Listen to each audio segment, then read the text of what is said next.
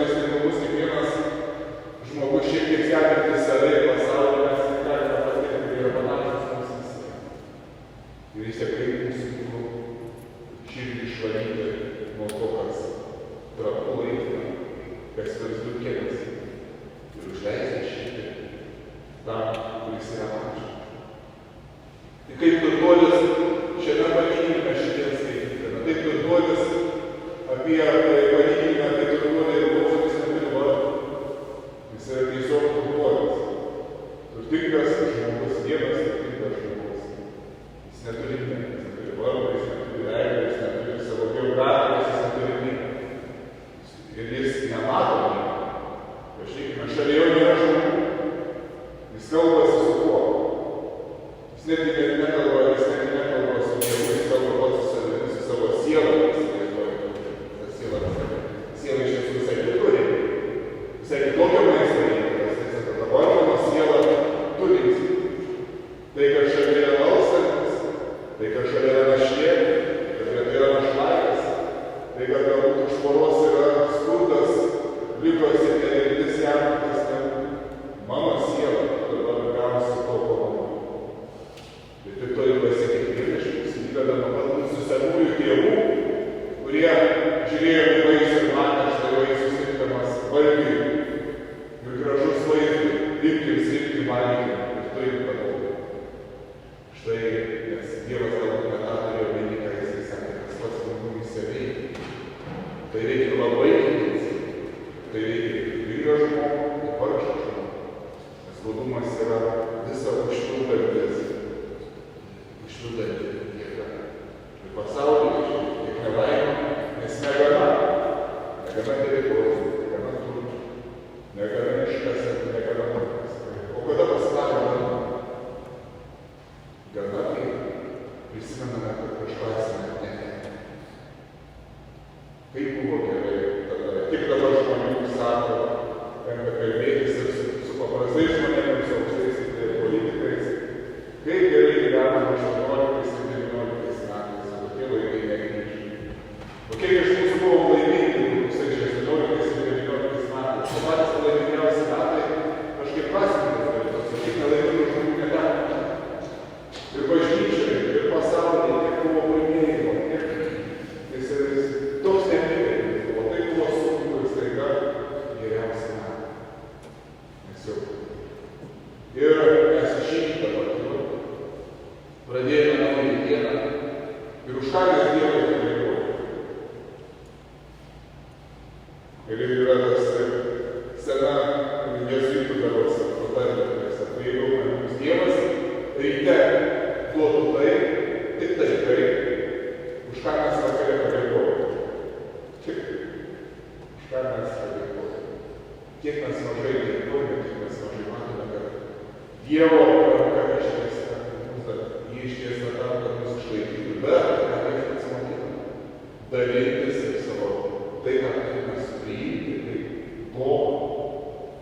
Ir aš šiandieną esu apsveikas, kažkiek sveikas, kažkiek kažkokio, ne dėl to, ne iš savo gerumo, kad viešas šiandieną man malonė. O kaip aš turiu?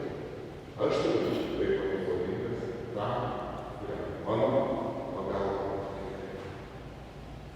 Ir Dovydas neveltui, jeigu yra gražiai psalmė 132 yra neužmiršti viešpatie Dovydo ir visų išvardų jo vardų.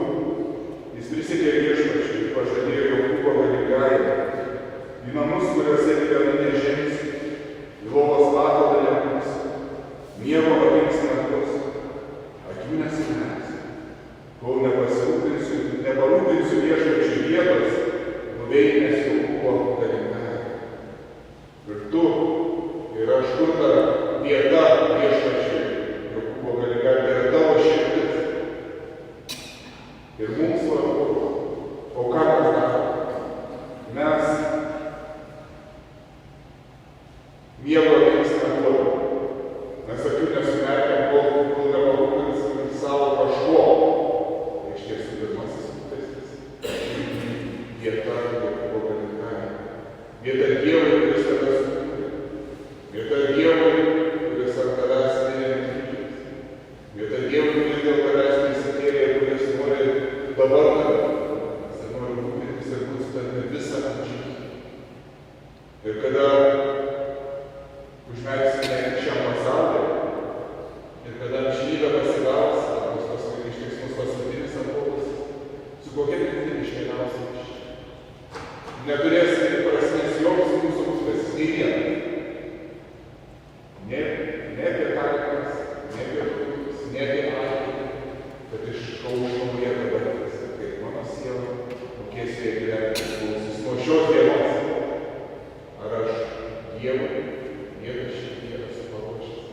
yra mylinčiam viešpačiui, kuris pats savo žodžiu ir sakramentu širdį bando mano atleisti, nuodėmes atleisti, ramybę suteikti. Ar aš išmokau, ar aš išmokstu, kol čia gyvenu su Jums. Linkiu, kad mes pergalėtume dovanų gavėją už visas jo dovanas, išmoktume